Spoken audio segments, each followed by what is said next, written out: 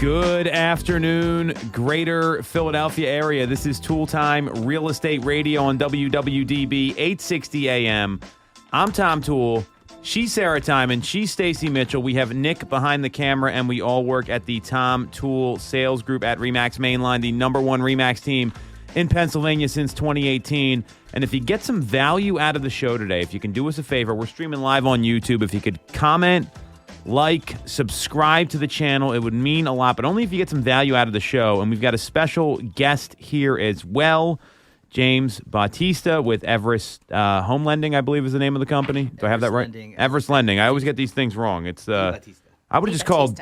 This is my bad. So yeah, I've already screwed up the show. We're just going to end it now. So Thanks, Tom. no problem. So and then James, how can people get in touch with you if they want to learn more about your company or reach out? You could just reach out to everestlending.org. My information's on there. You can look a little bit about us and the programs that we have to offer. So that's the best and easiest way. All right, everestlending.org. So what we're going to do, we got a couple topics here, and then we're going to talk about James and his company at the end like we normally do. The Philadelphia Federal Reserve president, he recently, this guy's like a hero. I don't know. I want you guys to hear these quotes, and then we're gonna talk about that as well as the high stakes of the commission lawsuit that went to court this week. This finally happened. We've been talking about it forever. So let's talk about what the Philly Federal Reserve president said first. So this to me is pretty fascinating. He was quoted yesterday, and these are voting members of the Fed.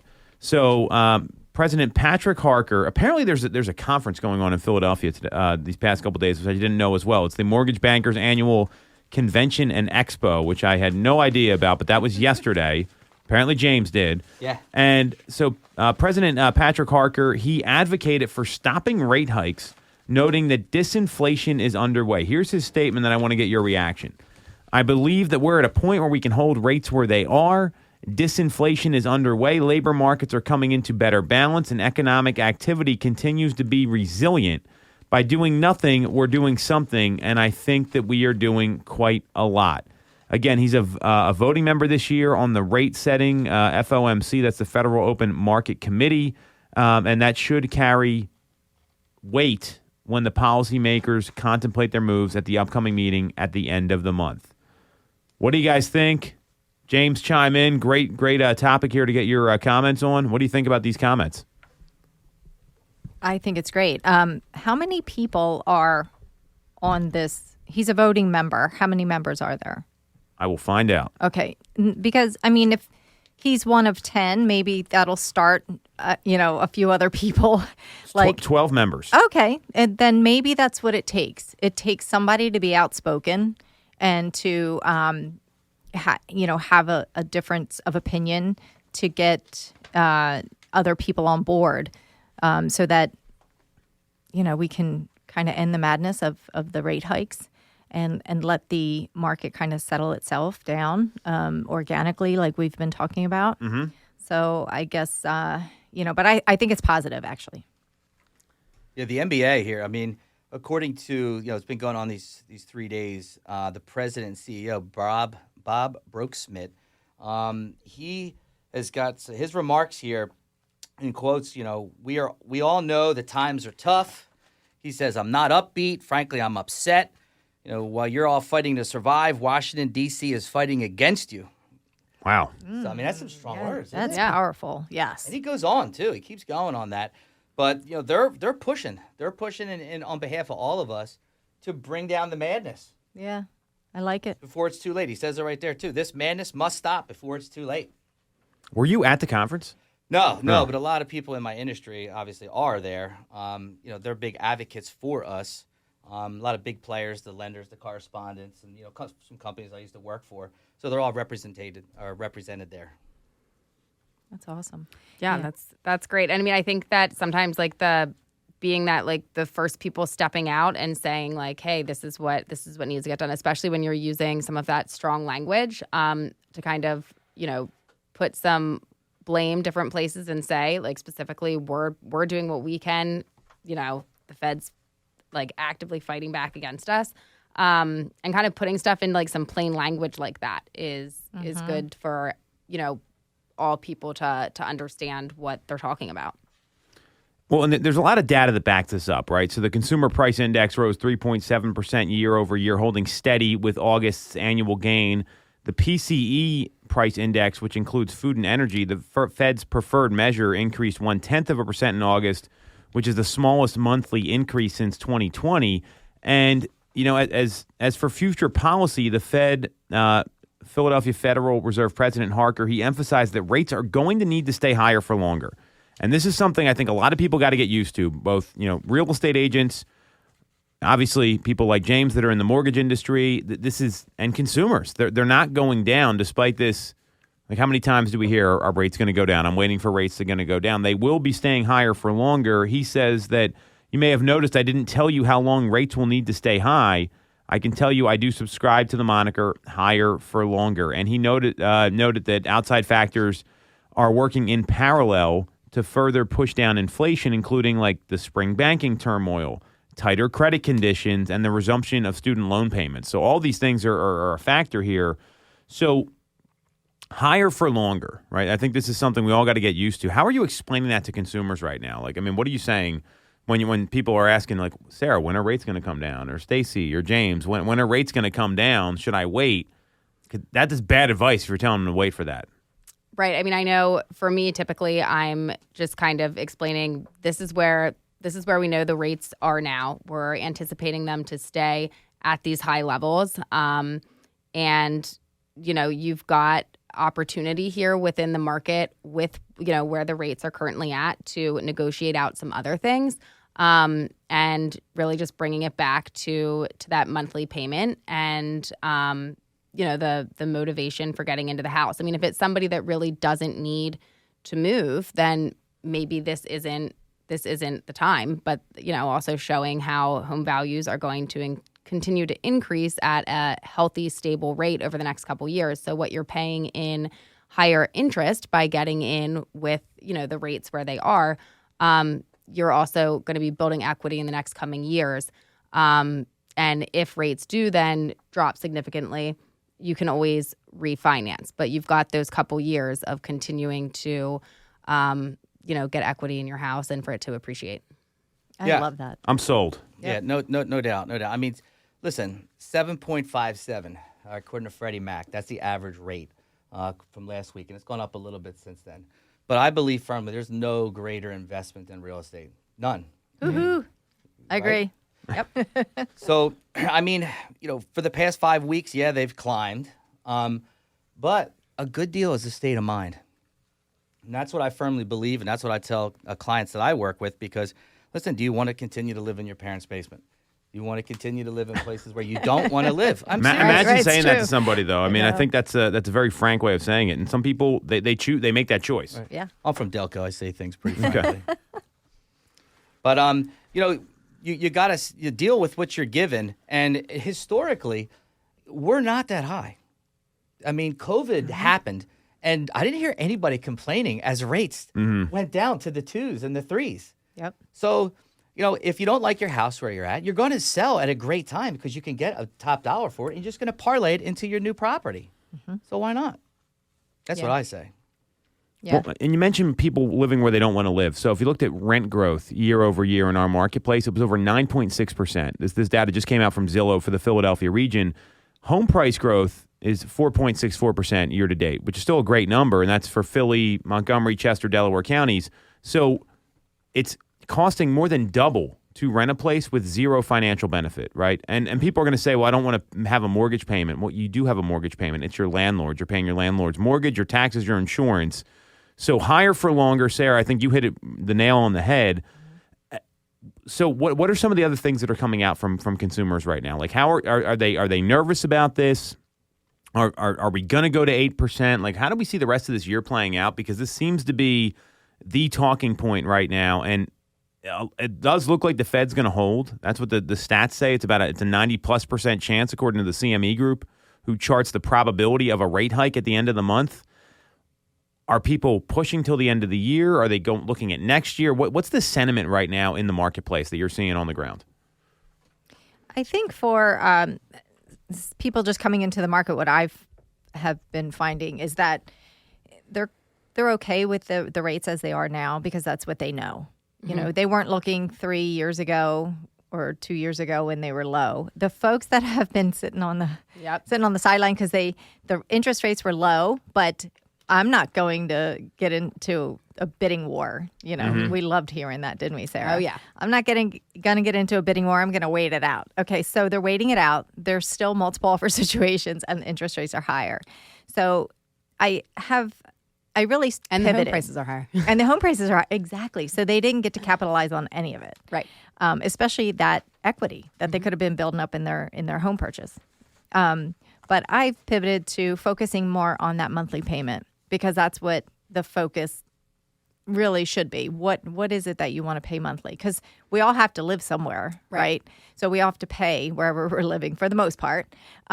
So what are you paying in rent now if you're renting? And what are you comfortable with your monthly payment? And just really get them to think about that because that's one of the main pieces. And then also reiterate the fact that they've missed out on all this equity over the past couple of years. Yeah. And that's what they're going to see if they get into their home. They're going to see that year over year. Right. Yeah. I mean, I think that the people that have been looking for quite a while are the ones that have the toughest time swallowing this particular pill, but it was a different pill that was tough to swallow at other times throughout the process. So, and I mean, exactly like Tom had mentioned, if you're paying rent, like you are paying a mortgage. I mean, I think unless if you are living absolutely rent free, like at your parents' house and you guys get along and it's like super great, you know, in most cases, you're just shifting that payment of having it apply towards someone else's mortgage to having it apply towards your own. So, you know, just kind of, bringing it back to that. And I do always like to bring it back to the monthly payment. And the big number almost sounds unfathomable, I think, like as you're looking at it. So just breaking it down to, you know, are you comfortable hitting this payment each month? And reminding them once they're locked in with their mortgage, that's where it's going to stay. Right. Unless they refinance, and they could do that down the road. But their monthly mortgage payment is going to be very consistent as opposed to a rent payment. Absolutely. And there's one other piece, too, that not a lot of people talk about, and that's recast. So do you, you know, if you talk to somebody and if rates do spike, which they could go 8, 9, 10%, for as little as $275 with some lenders, you can actually go in and re-amortize your loan if you make a large lump sum payment down. So you don't have to go through all that $5,000, $7,000, $10,000 in cost that it would be to refinance. So you can, that is another option without incurring those costs. And that's when you've got like the large lump sum to put in at once. Minimum of $10,000 in principal reduction over the past 12 months payments. Yeah. So like if you just paid like $1,000 extra a month, $800 extra per month, you can do it and see the benefit. Right. Yeah. I think that's smart. Yeah. Well, and I mean, what's funny too is, I mean, not funny, but we don't know. Are they going to hit 8%? Are they going to go north of that? Are they going to, like, you know, come down a little bit? But you know, when rates were at that historically low, you know, 2.75, 3%, and then they hit like 5%, people were like, oh my gosh, you know, and I need to wait for them to come down. Well, they haven't. So, you know, I mean, I was in that category, not where we weren't going to move forward with like the purchase of our house, but we were in that Very window real. of things creeping up and being like, man, like they were just this, like, and we've talked about this on the show before too. We had done a construction loan where when we actually purchased the home, they were lower, but by the time the project was completed and then you had to like redo it, they had jumped up more. And hitting that 5% felt a little like, man, you know, but now like compared to where things are now, you have to work with what you've got and with what your situation is in the current moment and see what makes sense. And if you can make those pieces come together and not just think about what it could have been had you had this other rate. Right. Yep. There's plenty of programs out there right now. I mean, 1% down programs, conventional, Fannie and Freddie. You can do it. And there's opportunity as far as inventory, housing inventory. So that's, you know, it's kind of a good spot for buyers right now. Yeah. I mean, is there any real perfect time to buy I mean, honestly, there's always going to be people are going to be complaining about interest rates. People are going to complain about multiple offers. It's never going to be Goldilocks perfect, you know. So you just have to do it. And if you get it too low, then you're going to wonder, like, what's wrong? You know, like. Right. So true. Why has this house been sitting on the market for 25 days? Yeah. What's wrong with it? Right. You know, it's interesting that you brought up the recast. I had not been very familiar with that. And then I recently had a deal where it did end up lining up where the settlement for the sale of their house took place prior to the purchase of their next one, but we weren't going to make it anything contingent upon that. And our lender had said that, you know, if it doesn't exactly line up there, you can let them know, like, keep us in the loop through the process. And he was talking about a recast, and that can be, for a couple $100. Yeah. We can rework this out for you. Yeah, and you don't go through that all rigmarole of you know, income documentation and things like that. Yep. It's such a good option. Mm-hmm. Well, so, and one thing I want everyone to think about here, and I'd love your take on this, and then we'll take a break, is that we're talking about higher for longer, so we know what the consumer options are.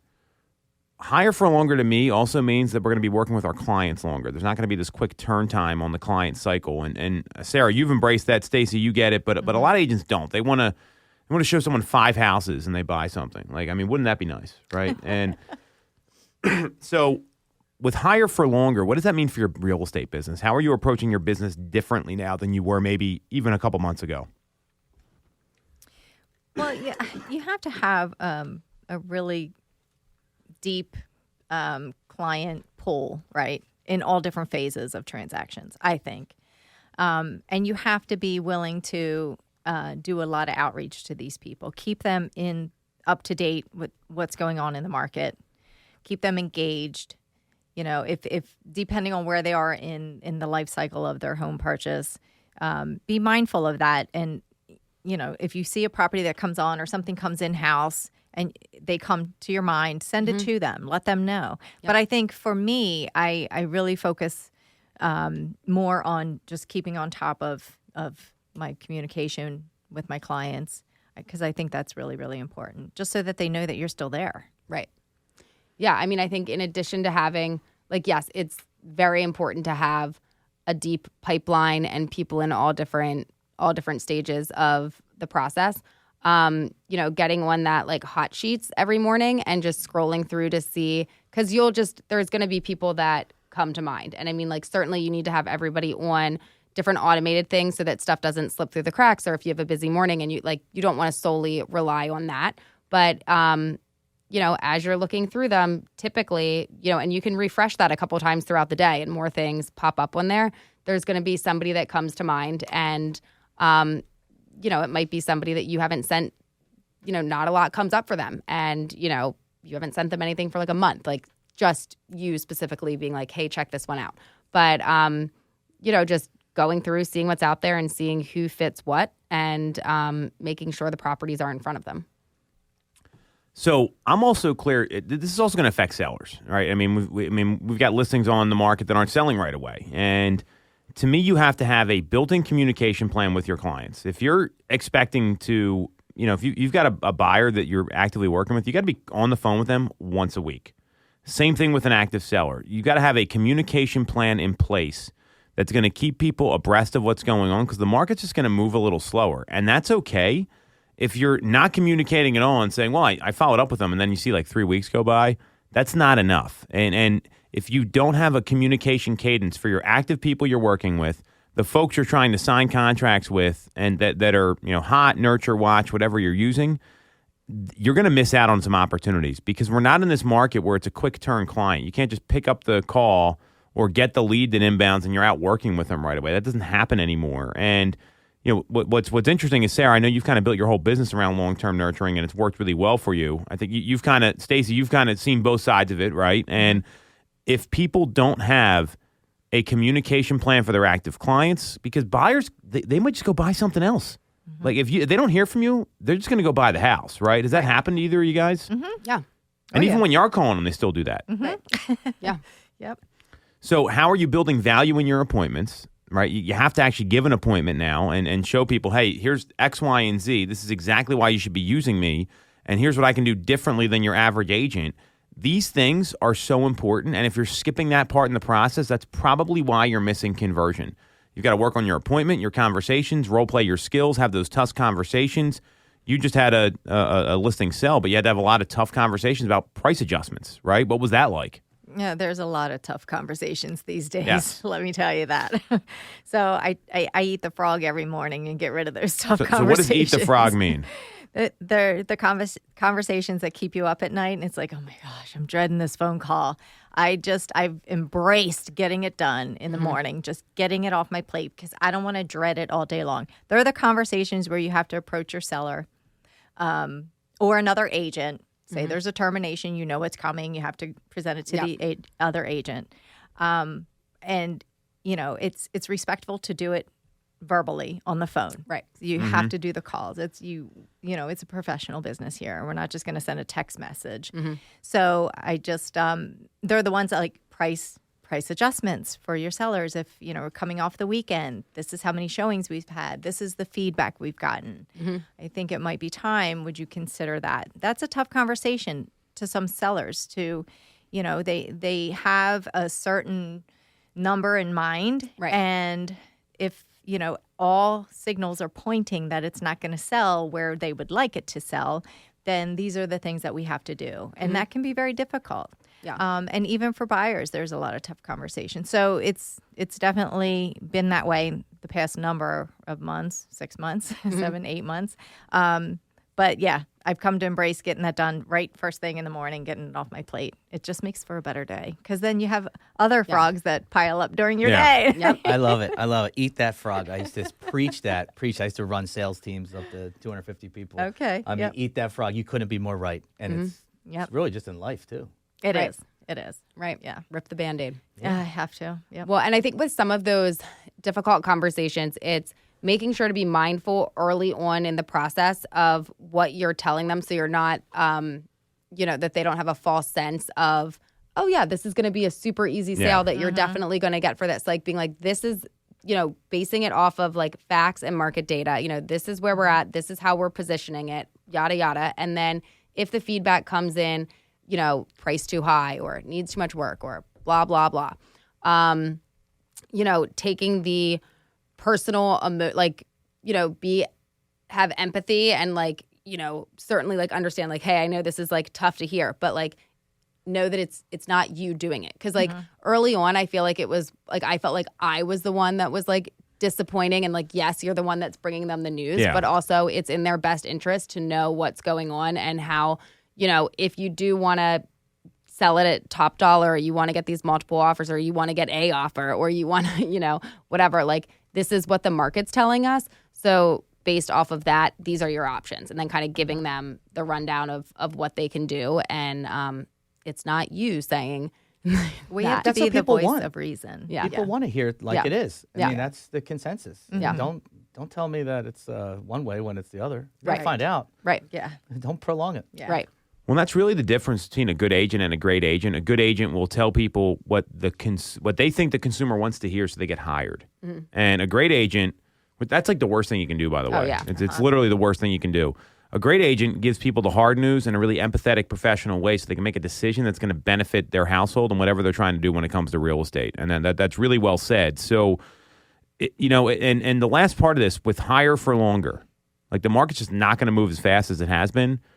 I would argue your time blocking needs to be even better because it's really easy to get stuck in, I'm calling all my clients or I'm doing all this, but you've got to make time to have that pipeline so full because some people will fall off because of interest rates. I mean, it's happened to everybody.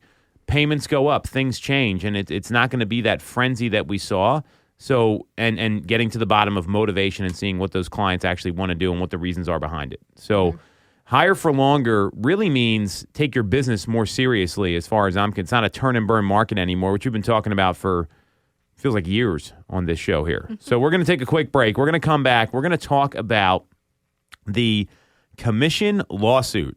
It finally went to court. The stakes are pretty high. We'll unpack it next on Toole Time Real Estate Radio on WWDB 860 AM. For the best local mortgage service and great rates on your money, look no further than Mortgage America. We have been operating in the greater Philadelphia area for 40 years with a focus on smooth, easy access to home purchasing. Whether you're a first-time buyer, upsizing or downsizing, or just refinancing, we have programs for you. We also have closing cost assistance programs and access to subsidized interest rates. Pre-approval is free, no costs or commitments. To learn more, visit our website at mymortgageamerica.com or give us a call at 610-439-8000. We always have a person available to take your call with around-the-clock human service. Purchase your home with the personalized, local service you find at Mortgage America. Mortgage America is an equal housing lender. NMLS 128501. When you're getting a mortgage, you shouldn't have to sacrifice great service just to get a great rate. At Mortgage America, we've been lending with this philosophy for over 35 years. We have access to great low rates without the complications and delays of big or online banks. We're a local Pennsylvania lender with loan officers that you can actually meet. As PHFA's #1 lender, we specialize in all residential mortgage programs, including first-time buyer programs and low down payment options. For your free pre-approval, call us at 610-439-8000 or apply online at mymortgageamerica.com. Mortgage America is an equal housing lender. NMLS 128501. I'm Tom Toole of the Tom Toole Sales Group at RE/MAX Main Line. If you're thinking of becoming a real estate agent in the greater Philly area, I have a special offer for you. Our team did $165 million of volume in 2021, making us the #1 RE/MAX team in Pennsylvania and a top 1% team nationally. Our agents love us because we offer them a successful career, a great life, and an unbeatable culture. Agents who've been with us for at least a year average 30-plus sales. Even our brand new agents average 17 to 24 sales a year. We offer proven systems and expert training. We help you set more appointments and sell more houses. Now, here's the offer. If you don't have a real estate license yet, we offer real estate scholarships so you can get one for free. Check it out at realestatescholarshipprogram.com or visit the Tom Toole Sales Group at RE/MAX Main Line at tomtoole.com. That's tomtoole.com. Get more out of your real estate career, and remember the real estate golden rule. You always get more when you work with Tom Toole. Have you considered a career in real estate? Do you want control over your income? Whether you have a license or not, call us today at 610-692-6976 or visit tomtoole.com. Join our team, the Tom Toole Sales Group at RE/MAX Main Line.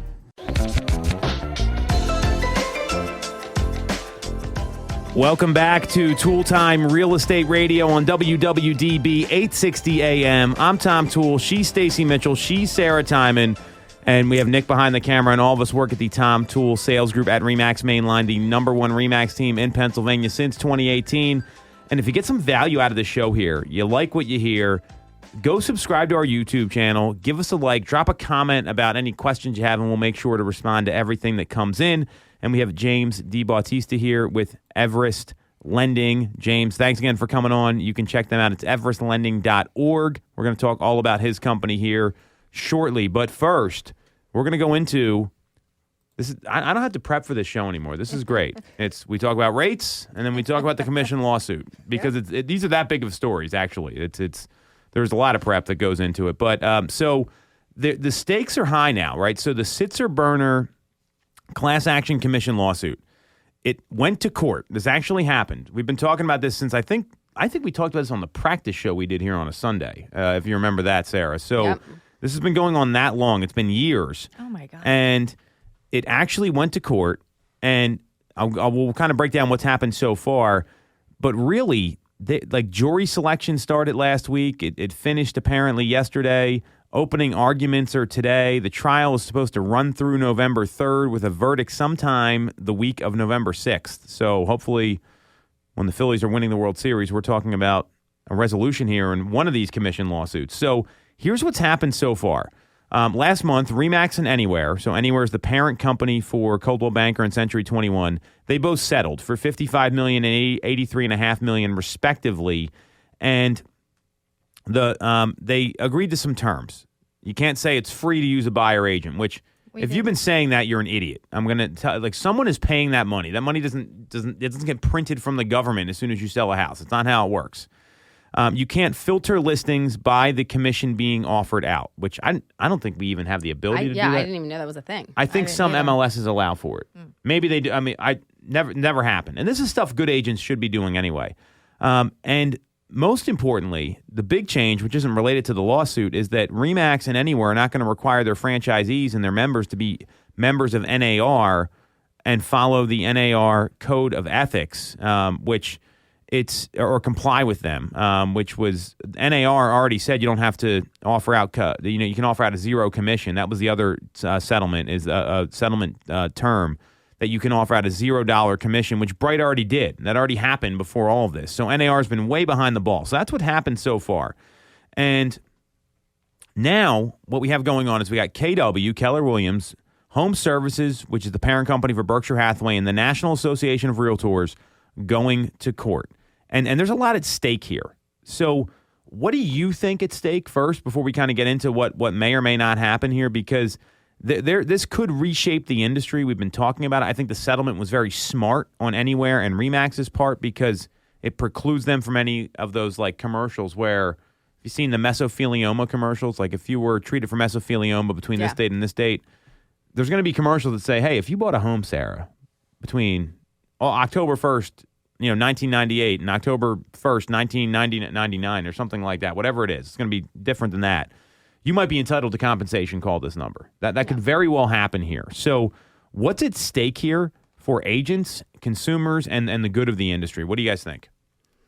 Well, I mean, I think for like what's done is done. So, moving forward, I guess there's a couple different pieces here. One would be to make sure to look at like if there's a certain house that your buyers want to see, I guess checking in advance to know if the seller is compensating or if they're not. Having that conversation with your client from the get-go. But then like the last thing that you would want is to, realize once you see a house and somebody wants to put an offer in on it that there is no buyer agent commission that the seller is paying for and that is now the buyer's responsibility. Because, oftentimes they're looking at similar price points with similar taxes and like you're always running your buyer estimated cost. But if suddenly that's a large piece that if they were not accounting for, so I guess know where each house stands. If it is going to be something where it's going to be all across the board, some have none, others are, doing the standard. Like, I guess that would be kind of one of the first pieces. I don't know. What do you think, Stace?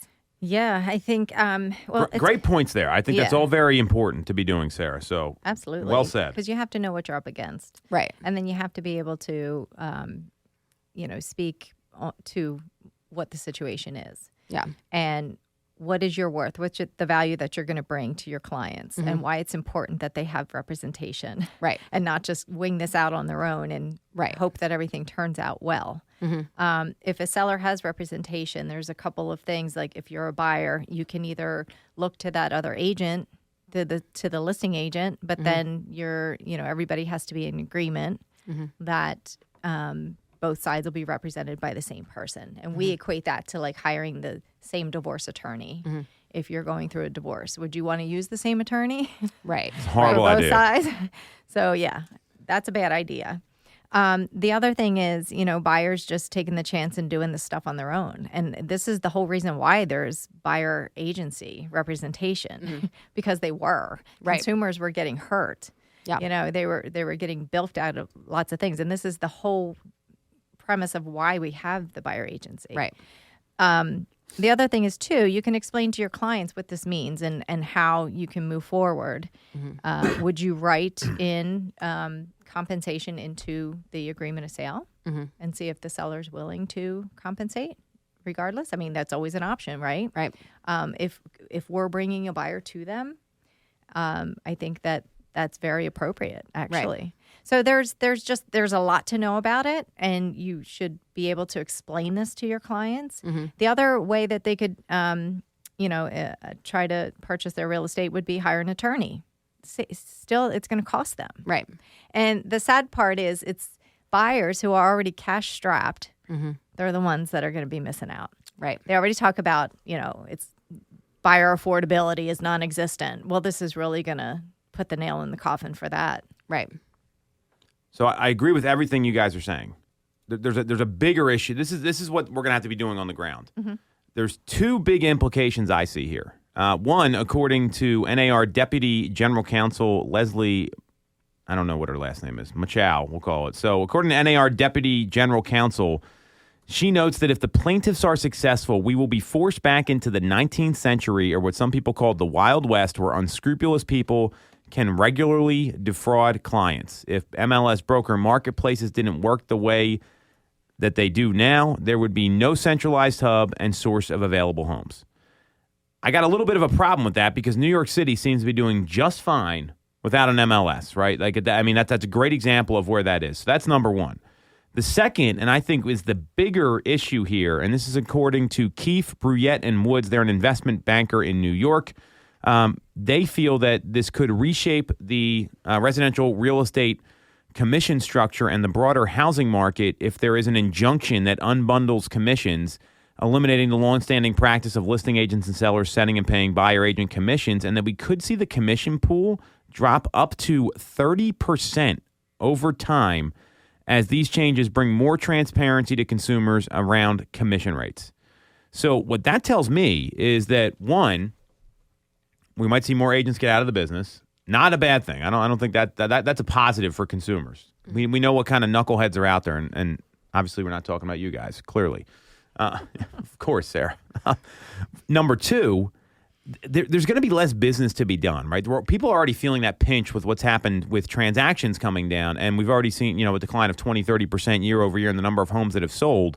So, and we've seen 60,000 agents get out of the business. Back in 2012, we were at 1 million agents. Now we're at 1.6 million. So that's an awful lot of agents to add in 11 years. We saw transactions spike, and what it's going to come down to, which ties back into what you guys are talking about, is how to effectively explain this in a way that people can understand. Because people still hire attorneys when they have to pay the attorney, right? They still hire a high-priced accountant when they have to hire an accountant. I mean, and if there's going to be consumers out there that want representation in these situations, and I'm clear it's a bad move for a seller not to pay an agent who's working with a buyer, because if you're relying on one person to bring all the buyers through, that's not no one can ever talk to the total amount of available home sellers and home buyers in the marketplace. It's impossible to do. There's too many people out there. We live in the 5th largest metro market in the country. There's no way one person can have access to all the buyers. So what NAR is talking about is that they'll say, well, you have to use me to get into the home, and you have to buy into that. That's what they're talking about there. Like, it's like forced dual agency almost. It's kind of like the call you get when you have a listing, and it's like, hey, I only want to talk to the listing agent, Sarah. Mm-hmm. What's that consumer usually like on the other end when they say that? It's usually pretty interesting. Yeah. But I mean, I think if it's all coming down to, I guess where I'm a little bit confused is for like the mindset of the sellers that are like anti having, the commission for the buyer's agent come out of their pocket. Is it specifically down to dollars and cents, or is it the idea of I shouldn't have to pay the buyer's agent commission? Because if it's just dollars and cents, you're going to get a higher offer if the buyers have that extra cash to put towards the purchase of the house. And if I'm the listing agent and I'm now expected to do every single showing that goes through that house, I'm going to want more than what my cut of the commission would have been had I been split, had the seller been splitting it out amongst the two parties, because that's all of my time getting tied up into showing that home in addition to, representing the seller and doing that side of it, and all the things that we've already mentioned about dual agency and just gray areas and representing both sides. How often does this come up with the sellers that don't want to? I mean, it hasn't yet. It hasn't yet. That's the point. Yeah. So, Sarah, I believe there's an opportunity for commissions to go up for listing agents. Yeah. But that's where it's if it's dollars and cents, you're going to be paying those dollars and cents anyway. They're just all going to me now. Right. So the way the Pennsylvania contract works, it's a standard agreement. It's very clear. Here's the fee. Here's what gets paid. Mm-hmm. And that stuff can all be negotiated. And the premise for this suit that it can't be negotiated, that's the challenge here with this. But the fact that a couple companies settled kind of tells you which way this may go here. I mean, Nick Bailey is not just sitting around waiting for something to happen. He's playing offense, which I give him a lot of credit for. And they didn't admit to any wrongdoing. I agree with that. There's an opportunity here for maybe things to change a little bit, because we've all been on the other side where you're kind of in it, and this happens with both people, but you feel like you're doing the work of two agents, right? Mm-hmm. That's happened in many transactions. Yes. So I see agents leaving the business because there's been an entitlement of, well, I showed the house, I should get paid, right? I mean, that happens all the time, and it's amazing the phone calls you catch from people that are like, well, I showed them one house, I'm entitled to. Well, they don't want to work with you, so it doesn't really matter, right? And that's where this gets a little sticky sometimes. I know what the three of us are doing, right? I know what our team's doing, but I also know what other people do, right? And it's drastically different in what happens in the marketplace. So there's a reason this made it this far. Like this doesn't go to court if it's not a real issue. Yeah, should be interesting to see how this. Well, and what I really see here, so if commission pools are dropping, and we've been doing this already, you've got to focus on taking listings in your business. Like if your whole business model is I'm going to work with as many buyers as possible and try to catch as many leads, then you're first of all, you're going to be exhausted. Mm-hmm. Number one, like really, really tired. Secondly, you can get some referrals from those buyers, but you don't get the same like name recognition. You don't get your name on the sign. You don't get to hold the open house. You don't have control. When you take listings, you have control. Mm-hmm. Think about the horrible offer deadlines you've had to deal with. What's the worst one you two have each had? They're usually on the weekend, and they're usually at night. So, but typically they're called at the last minute. So what's the worst one? So I would say, I don't know, like 6 p.m. on Sunday, and we just saw the house. They just called it Sunday at noon, and our showing was scheduled for Sunday at 3. Yeah, and they have to make a decision. Yeah, it's a similar situation like that happens. Right. Yeah, that is the worst when it's like, you get physically don't have and it's just like, oh my gosh. Like, our showing's at 3, and you have to tell them, the buyers, hey, you have to make a quick decision. They have an offer deadline. Well, why do they have the offer deadline? Well, because they have offers in hand. Right. So it's hard. Well, that's bad business if you ask me. I mean, you guys know how we recommend to do things, and our clients actually like it, by the way, because they can chill out a little bit, and they're not like, who wants to make some big decision on a Sunday? Mm-hmm. Right. I mean, this is just a mindset thing. It's like when you call someone and you have bad news. Do you want to call them Friday at 9 o'clock at night or maybe Saturday morning at 9 a.m., right? Exactly. Like there's a way to present these things. And so I'm a big believer that, when you have control, right, you have more listings, you get to set those deadlines. Hey, we're going to ask for all the offers get delivered by the end of business on Monday. And then I'm going to talk with the seller at 12 o'clock on Tuesday. And that's when we're going to give you an answer. Mm-hmm. Think about how much less stressful that is for your clients, for the seller, and for all the agents involved. And people just choose not to do this because they don't want to have the tough conversations and saying, here's what works, this is what happens next, and use those language patterns to give some guidance here. And that's one of the reasons why we're in this situation with these lawsuits, because too many agents are order takers and they don't give guidance and actual real advice. So what do you think happens? So November 6th, right? So are we on I think we're on the radio November 6th, actually. Oh. But that's just a guess. No, November 6th is a Monday, so we should be on the radio right after that. How do you think this goes? What's going to happen here? I don't know. Yeah. Well, I mean, even if it does, regardless of what way it goes through, it'll probably take a little bit for things to like fully trickle down and take effect. Or no, you think it would be? It's definitely going to take time to implement. My prediction is this. You guys sound like you're looking for answers here. So I think it's going to be the same terms of the settlement with RE/MAX and Anywhere, and there's going to be some sort of financial damages that everyone agrees to. What happens after that, I think, is going to be very interesting, because you're going to have to talk about this stuff, and you're going to have to explain it. And a lot of agents, they can't even explain the contract, let alone something like this. So I do see agents leaving the business as a result of this lawsuit. That's my prediction. Well, and I think there could certainly be like a messy period there while like the changes are going through and while things it's already come up with you had this conversation with somebody. Somebody brought it up to you. Yeah. And I was like, wow. Tune in to WWDB-860 AM on Tuesdays and you will hear about that. Love it. Well, that's where to tune in to find out. So we're going to take a quick break. We're going to come back. We're going to talk about Everest lending with James DiBattista here on Tool Time Real Estate Radio on WWDB 860 AM. You shouldn't have to deal with all the red tape when getting your mortgage from a big or online bank. At Mortgage America, we have access to big bank money, but with the personalized and detailed service of a local bank. We are here in your community and ready to serve with fast settlements, low down payment options, and first-time homebuyer programs. Pre-approval is free, no costs or commitments. For more information, visit our website at mymortgageamerica.com or give us a call at 610-439-8000. Mortgage America's equal housing lender. NMLS 128501. The Tom Toole Sales Group is the #1 RE/MAX team in Pennsylvania with over $165 million in volume for 2021.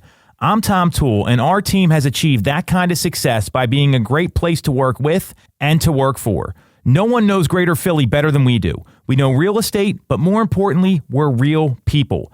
We hire the best agents, and we give them all the tools to succeed. Even our brand new agents sell 17 to 24 homes a year because our team delivers the best experience in real estate. Teams deliver a better experience than individuals, and we're a top 1% real estate team in the country. We call it AAA service. We're your advocate, ally, and advisor. Because this isn't a transaction to us, it's a relationship. If you're buying or selling a home, call the Tom Toole Sales Group at RE/MAX main line at 610-692-6976 or visit tomtoole.com. That's tomtoole.com. Sell your home for more, and remember the real estate golden rule. You always get more when you work with Tom Toole. When you're getting a mortgage, you shouldn't have to sacrifice great service just to get a great rate. At Mortgage America, we've been lending with this philosophy for over 35 years. We have access to great low rates without the complications and delays of big or online banks. We're a local Pennsylvania lender with loan officers that you can actually meet. As PHFA's #1 lender, we specialize in all residential mortgage programs, including first-time buyer programs and low down payment options. For your free pre-approval, call us at 610-439-8000 or apply online at mymortgageamerica.com. Mortgage America's equal housing lender. NMLS 128501. Have you considered a career in real estate? Do you want control over your income? Whether you have a license or not, call us today at 610-692-6976 or visit tomtoole.com. Join our team, the Tom Toole Sales Group at RE/MAX main line.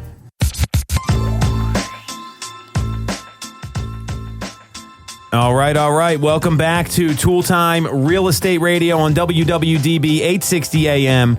I'm Tom Toole. She's Sarah Tymon. She's Stacey Mitchell. We have Nick behind the camera, and we all work at the Tom Toole Sales Group at RE/MAX Mainline, the #1 RE/MAX team in Pennsylvania since 2018. And if you get some value out of the show here, if you can jump on our YouTube channel, do us a favor, subscribe to the channel, give us a like, would mean a lot.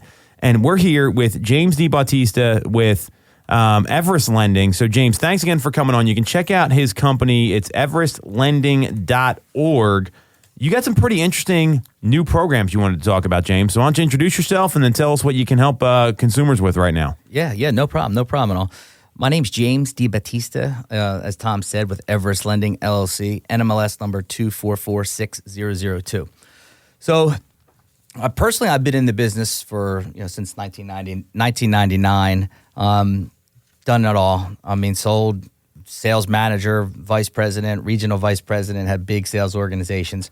I know what right looks like. I know what wrong looks like. I mean, Stacey and I worked on a couple deals together. Another Jamie Lipson, another realtor with the Tom Toole Group. Can't say anything but nice things about this group, everybody. So thanks for having me on. Appreciate it. One of the first things, really, I mean, you got some good information coming out. It's not all bad. With the rates, it's not all bad. We had just recently some loan limits increases. So from, Fannie Mae and Freddie Mac, $726,200 for a single family property for a loan amount. That was the max up until right now. $750,000 now. So you can go up to $750,000. And that's for a single 1-unit property. If you go up to a 4-unit property, it used to be $1,396,000. Now you're up to $1,442,600. Wow. So not too bad. You can get almost a little over $1.4 million loan conforming. Something to look into, right? One of the biggest things, though, that that is out there. Well, we talk about affordability, right? And everybody says, "Oh, what's the government doing? What's everybody doing?" And there are programs out there. One of them, so to speak, is the One Plus program with a few different lenders that I have, and that's just putting 1% down on a Fannie Mae conventional loan. That's amazing. Yeah, it's not just that's the down payment that doesn't even have to come from the buyer. It come from as a gift. There's another 2% that gets given to the buyer as a grant that doesn't need to be repaid. So the lender actually give a grant of the other 2%. So you're effectively like putting down 3% on that deal. Some of the aspects of that really just going to be have to be a first time home buyer. Some people hear first time home buyer and they're like, I owned a house 20 years ago. No, that's not the case. Fannie Mae and Freddie Mac considers a first time home buyer as anybody who hasn't owned a home within the past 3 years. So Interesting. So even though you may have owned a home 4 or 5 years ago, you can still qualify for a program like this. Wow. That's interesting. I didn't realize that. Yeah. And it's nice. And also it doesn't necessarily mean that if you have somebody else on the loan, if somebody already owns a home, but at least one borrower qualifies as a first-time home buyer that hasn't owned a home within the past 3 years, you can use that and meet that requirement that way. Credit score on this is 620 credit score. So very doable for a lot of people out there. One of the great things about this as well is there's no PMI. Oh my gosh. Wow. That's a pretty big savings. Right. Yeah, it's huge. So they put 1% down, can get the 2% grant, Correct. 620 minimum credit score, and what was it? And you have no PMI. Oh, no PMI. That was the big capper. Yeah. That was the most exciting thing. No I know. PMI. No PMI. That's called affordability. That's like a deal.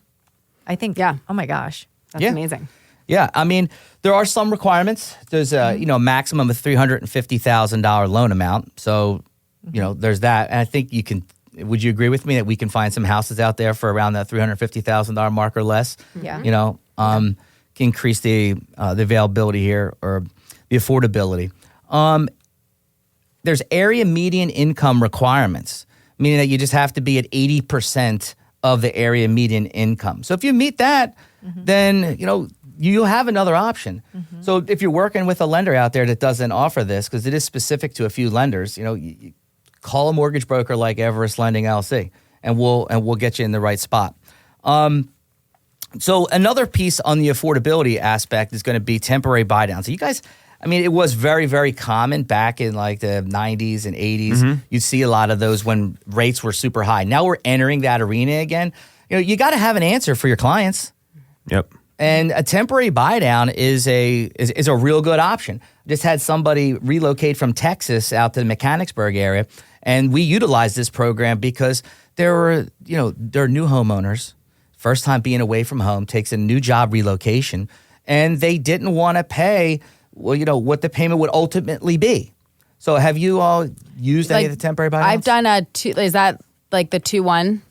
Yeah, there's a 3-2-1, which I'll review, and there's a 2-1 and there's a 1-0. So there's all sorts of different aspects or different types of, different transitions of that. Different. Yeah. So what was yours? On the listing side, we accepted an offer that was a 2-1 buy down. Right.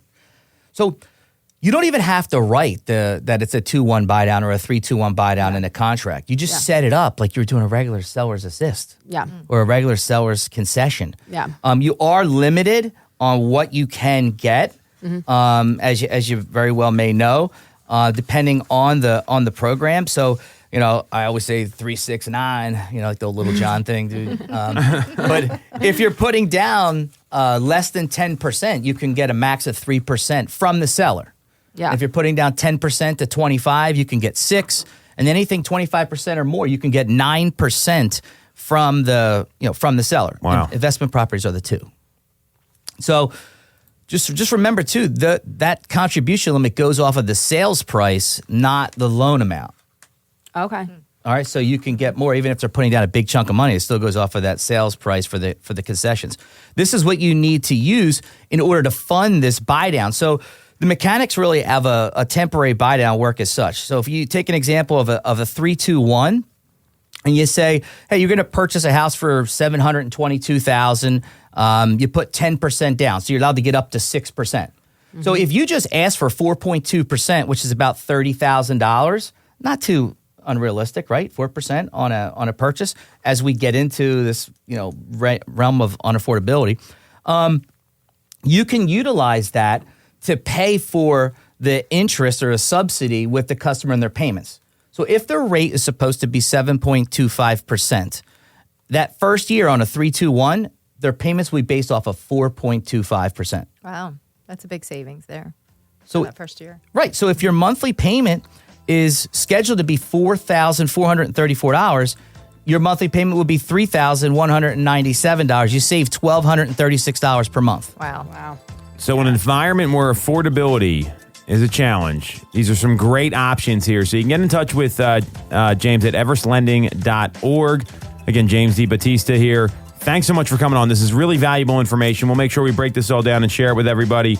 You want to follow Stacey? She's on Instagram. It's at @2Mitchco. You can follow Sarah at Ty_TyTime. You can follow me at Tom Toole 3RD. Again, and James's company, Everest Lending, is everestlending.org. We'll be back next week on Tool Time Real Estate Radio on WWDB 860 AM.